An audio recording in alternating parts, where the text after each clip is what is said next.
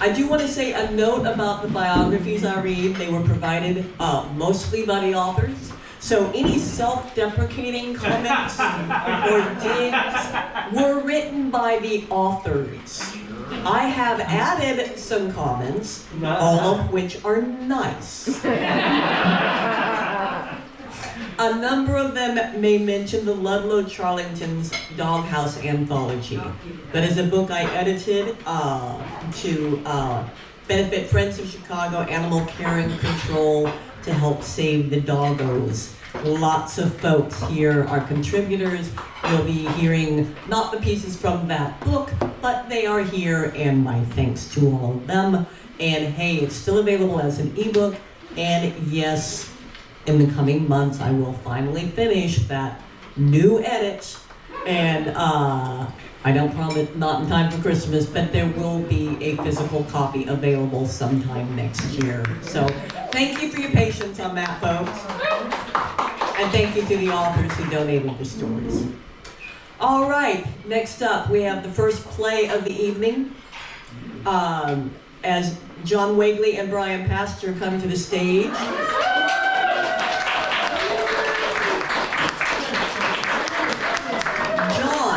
Has had over 100 plays receive productions in theaters on 5 continents, folks.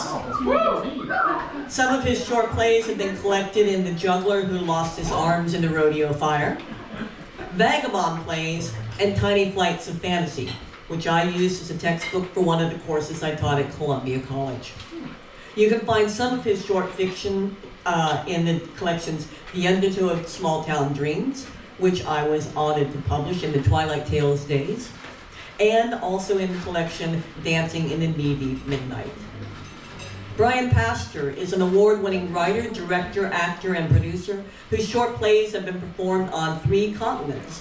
Their play Capacity for Curiosity won Best of Festival at the 2018 Art Adaptation Festival, and Chicago City Lit Theater commissioned their critically acclaimed adaptation of RFK's memoir of the Cuban Missile Crisis, 13 Days. Brian's short fiction has been featured in the Gateways podcast series, the Speculative Literature Foundation's Deep Dish series, at Punk Noir magazine, and in the 42 Stories anthology. Brian's first delightful collection of short fiction, The Uncanny Adventures of Monkey McGee, was published in 2023. A frequent collaborator and cohort of John Weagly's, I've had the pleasure of hearing his work, hearing him perform John's work, and even appearing in a stage reading of a Weagly play with him. Please welcome John and Brian.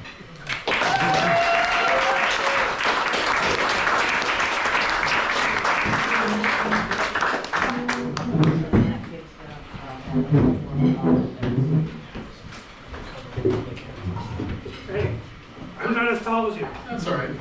So we have 2 plays tonight. Tina asked me to read a couple of my New Orleans plays for some reason. I don't know why. So we have a couple of very short ones. This first one, now back in 2015, 10 years ago now, Tina was in New Orleans, of all places, and posted a photo on Facebook of a drink with a tiny toy alligator in it. I loved the picture and I decided to write a short play about it. This led to other short plays that took place in the same Bayou Roadhouse, and several of them have gone on to have readings and productions around the country. So this first play is called Alligator Whiskey at the Neon Cypress. Lights up. The Neon Cypress, a roadhouse down by the swamps. There are a couple of signs advertising Avita beer and Old Crow whiskey. Cajun music plays on the jukebox. Juvenile tends bar and looks like he's been tending bar there for several decades. Brian enters and sits down. Sazerac, if you please. Juvenile nods and makes Brian the drink. This is the last part of my trip.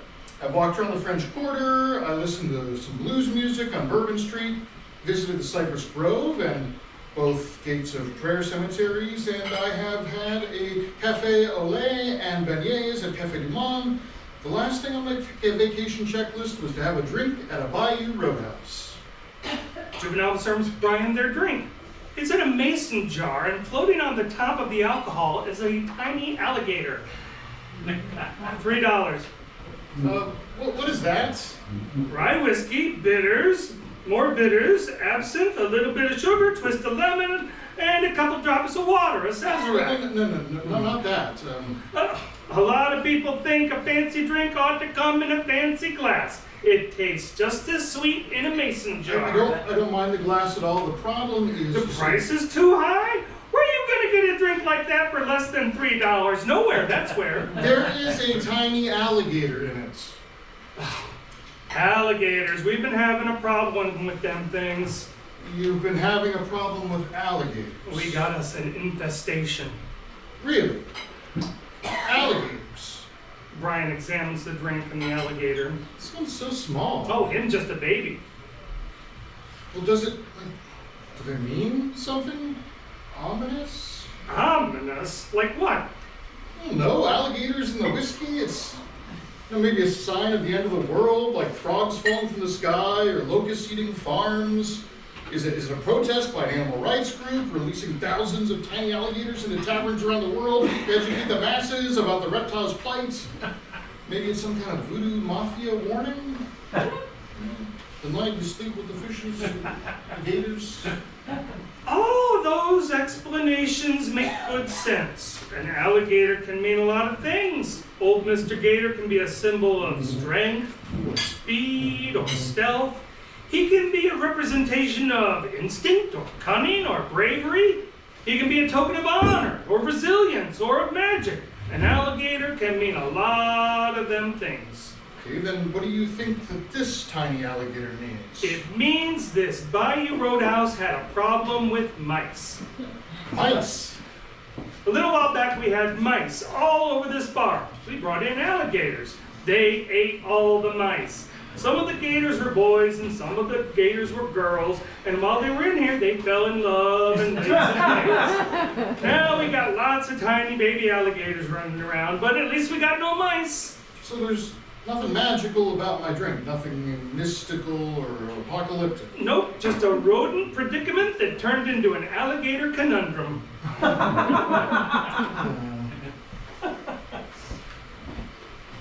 Well, can I get another Sazerac, please? What's wrong with that one? Well, there's an alligator in it. That drink is fine. Just take the alligator and put him on the floor.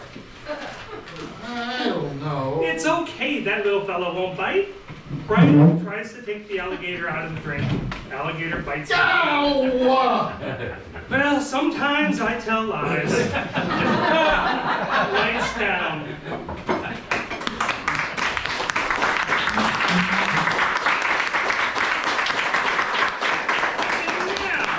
Now, can we get a couple of volunteers to come up here and meow like cats? Anybody?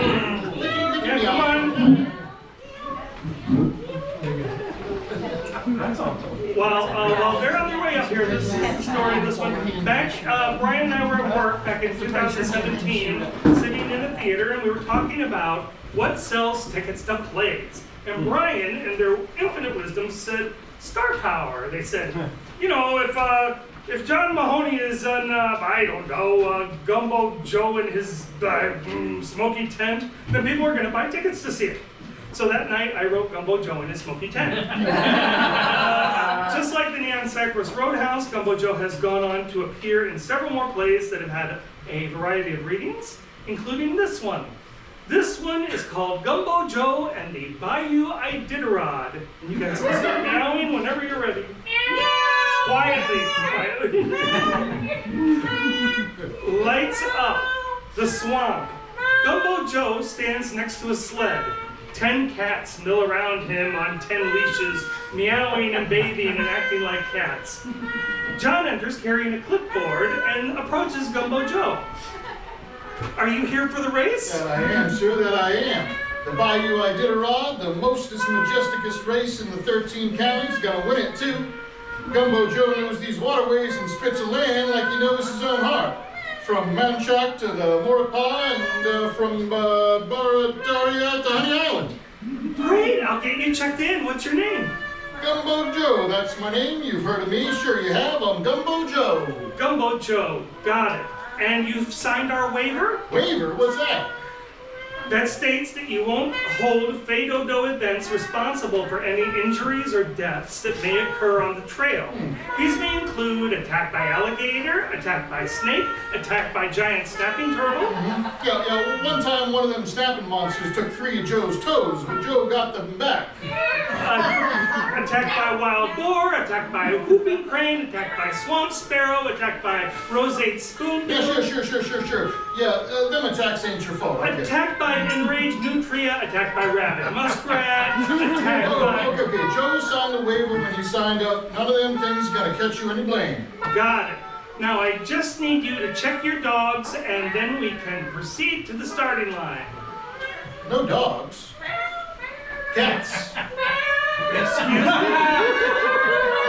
Hey, Gumbo Joe's sled team ain't no dogs, it's cats. 10 of the most moonstruck mad mouses you'll see this side of Bourbon Street. But this is a dog race. No, it ain't. This is a sled race. Nothing in them rules says nothing about what's gotta be pulling them sleds. I'm sorry, we've only ever allowed dog teams in the race. Well, these cats are special can be. They're as strong and smart as any dog. Yeah, see, they've been raised on Gumbo. Gumbo Joe Gumbo. Gives them super special powers. They got the okra that make their brain burn with aptitude. The cayenne make their blood hop and spit. And that sure is spicy, smoky, dokey sausage making so the tiny paws just fly above the surface of the earth. These is some special cats they is. This is highly irregular. Now, why be regular when you can be the one and only? You must really want that jambalaya. No, whoa. What's that now? Jambalaya.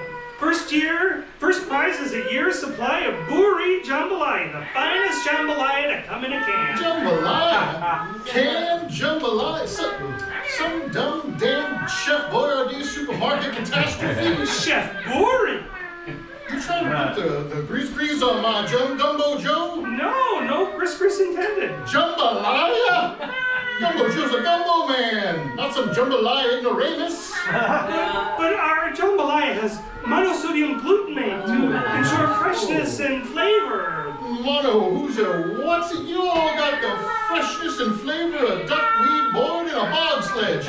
Now, consider Jumbo Joe out of the race. So you won't be competing? Not for no monosodium glutamate jambalaya will not be. So be it.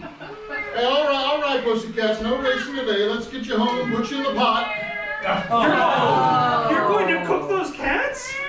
Cook the cats? You just fall off a cypress stump? Gumbo Joe ain't cooking no cats. The pot is what Gumbo Joe calls his abode, his habitat, his domicile. I see. The pot is the name for your home. That's what I just said. Now cook the cats. How absurd. I ain't filleting no felines. Thank goodness. Canned jambalaya. It's like Gumbo Joe always said. If somebody say to you, Gumbo stinks next to jambalaya, you stick a fork in their left eye and tell them they a damn liar. Lights down. Thank you.